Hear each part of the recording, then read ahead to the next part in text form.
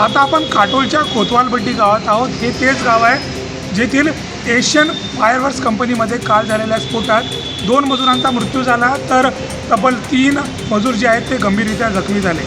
आज नागपूरचे पालकमंत्री चंद्रशेखर बावनकुळे यांनी घटनास्थळाची पाहणी केली आणि जाणून घेतलं की काय नेमका या फॅक्टरीच्या कंपनीतील कामगारांचे म्हणणे आहे। महसूल मंत्री चंद्रशेखर बावनकुळे यांनी नागपूर जिल्ह्यातील काटोल तालुक्यातील कोतवालपट्टी येथे फटाक्यांच्या कंपनीत स्फोट झालेल्या घटनास्थळी भेट दिली। नागपूर जिल्ह्यातल्या कळमेश्वर पोलीस स्टेशन हद्दीतील एशियन फायरवर्क्स या फटाके तयार करणाऱ्या कंपनीत स्फोट झाल्यानं रविवारी 2 कर्मचाऱ्यांचा मृत्यू झाला होता। एशियन फायरवर्क्स या कंपनीला फायर ऑडिटमध्ये मागच्या वर्षीच परवानगी नाकारण्यात आली होती, तरी या कंपनीत बारूद आणि फटाके तयार केले जात होते, असं महसूल मंत्री चंद्रशेखर बावनकुळे यांनी सांगितलं आहे। या कंपनीचा मालक सोहेल अमीन आणि मॅनेजर सध्या फरार असून त्यांचा शोध घेतला जात असल्याचं महसूल मंत्री चंद्रशेखर बावनकुळे यांनी सांगितलं आहे। कोतवालपट्टीमध्ये काल जो स्फोट झाला 1:30 वाजता, एशियन फायरवर्क नावाची कंपनी आहे आणि या कंपनीमध्ये जो स्फोट झाला, मळावी आणि रजक हे 2 काम करणारे कामगार स्फोटात मृत्युमुखी पडले, 3 जखमी आहे। त्यांची जखमीची उपचार सुरू आहे। पण या ठिकाणी महत्त्वाचं असं आहे की 1 जुलै 2024ला फायर सेफ्टी डिपार्टमेंट, जे काही इंडस्ट्रियल डिपार्टमेंट, सर्वांनी या कंपनीला क्लोजर नोटीस दिली होती, बंद करण्याची नोटीस दिली होती। नोटीस दिली असताना सुद्धा ही फायर इंडस्ट्री सुरू होती। खरं तर हा फार मोठा गुन्हा आहे आणि त्यामुळे कडक कारवाई पोलिसांनी केली आहे। कलेक्टरच्या इन्स्पेक्शन आणि इन्क्वायरी सुरू झाली आहे। मला वाटतं की याच्यामध्ये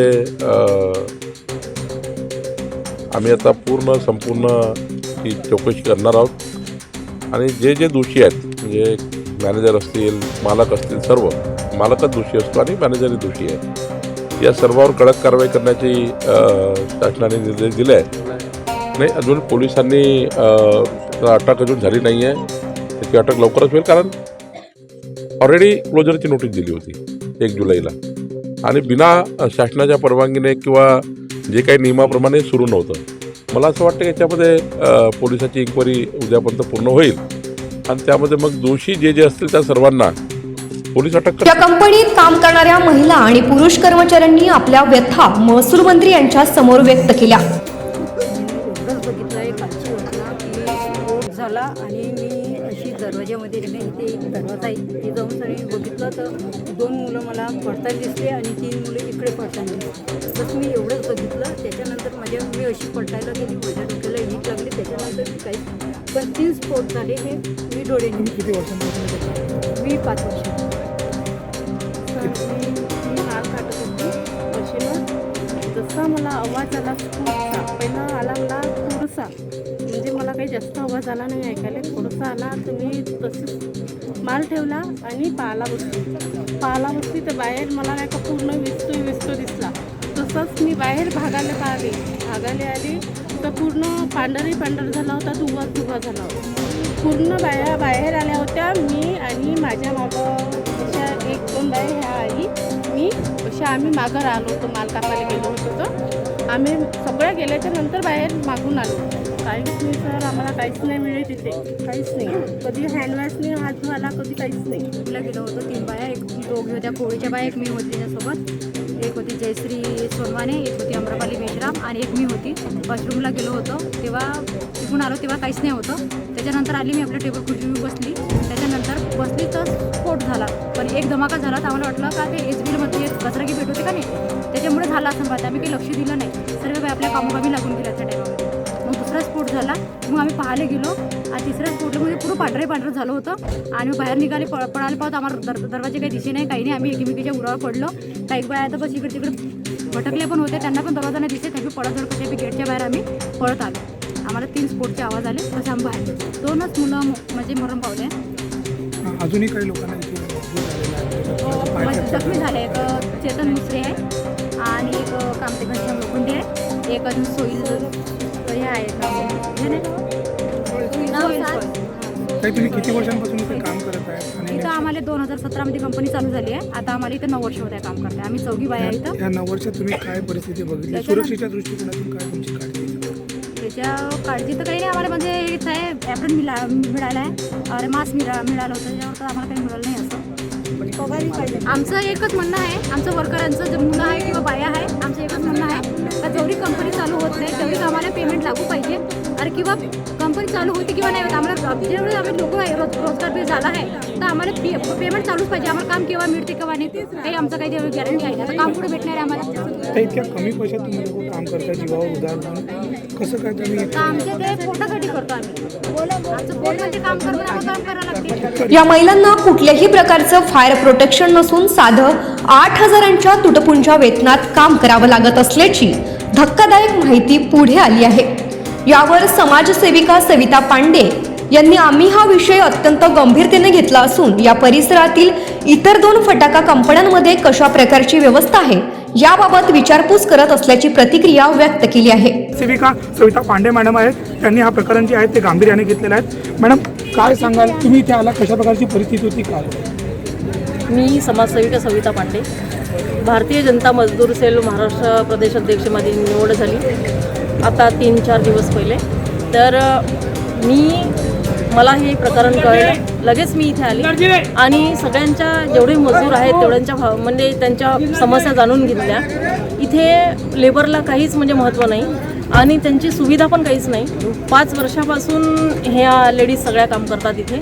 त्यांना PF नाही, त्यांना ड्रेस कोड नाही, म्हणजे सेफ्टी म्हणून काहीच नाही, हँड ग्लोव्ज नाही, फक्त मास्क आणि त्या घरच्या साडीवर येतात आणि जातात.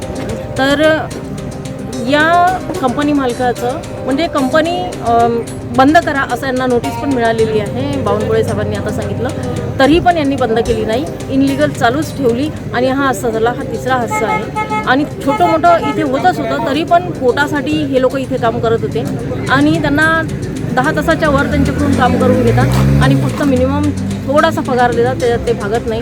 आता PFची गोष्ट झाली, मी बावनकुळे साहेबांना सांगितलं की त्यांचा 5 वर्षाचा PF आहे, त्यांचा 6 महिन्याचा PF नाही, त्यांना 5 वर्षाचा PF द्यावं लागेल. तर त्यांनी हो म्हटलं.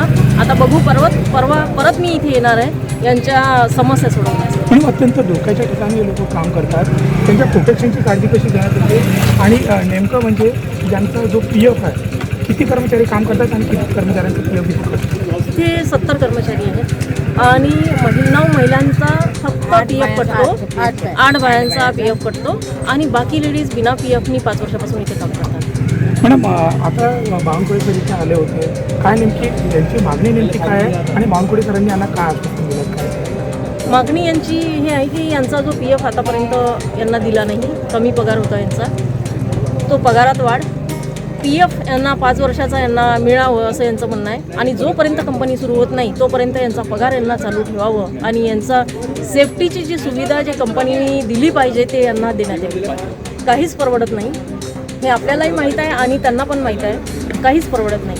म्हणजे 8,500 रुपयात काय होतो? काहीच होत नाही. आता बावनकुळे साहेबांनी आश्वासन दिलं त्यांना की तुमचा PF 5 वर्षाचा आणि तुमचं पगार आणि इन्स्पेक्शन करायला सांगितलं आहे, ऑर्डर्स काढायला सांगितले आहे, तर ते करेल आणि मी त्यांना अपडेट देईल.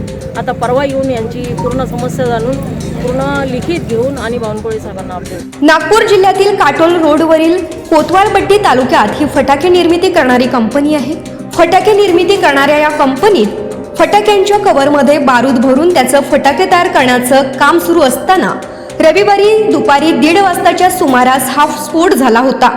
या स्फोटात 2 कामगारांचा जागीच मृत्यू झाला. या घटनेत 3 कामगार जखमी झाले होते. जखमींना स्थानिक रुग्णालयात दाखल करण्यात आलं होतं. या स्फोटामागचं कारण नेमकं काय या संदर्भात स्थानिक प्रशासनानं चौकशी सुरू केली आहे.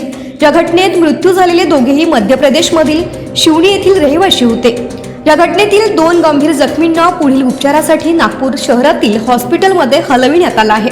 फक्त 8,500च्या तुटपुंज्या वेतनात हे संपूर्ण कर्मचारी जे आहे ते आपला जीव धोक्यात घालून काम करत होते.